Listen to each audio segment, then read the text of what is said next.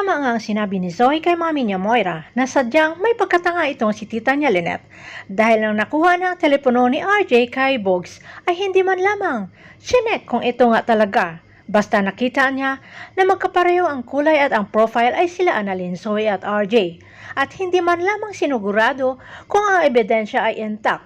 Kaya ang ending, tangay ni Bogs ang 1.5 milyon kapalit ng peking telepono ni RJ at ang isang corrupted na video ni Doc RJ.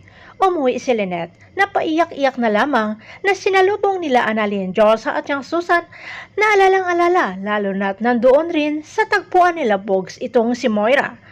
Panay ang sisi ni Lynette sa sarili pero hindi man lamang siya sinisi nila Annalyn at yung Susan.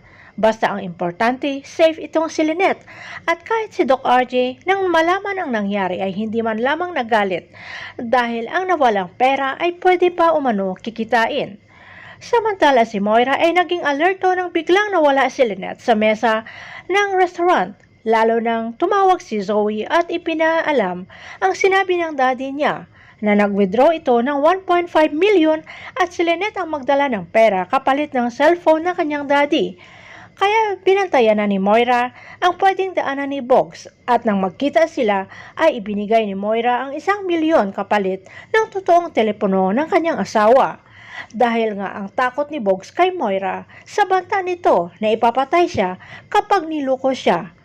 Ngiting tagumpay naman itong si Moira habang pinapanood ang selfie video ng kanyang asawa na sinasabi dito ni RJ na si Moira ang nagtulak sa kanya sa hagdan at si Zoe ay hindi niya totoong anak kundi tanging si Annalyn Santos lamang. Ngayong hawak na ni Moira ang ebidensya at sisirain niya na ito.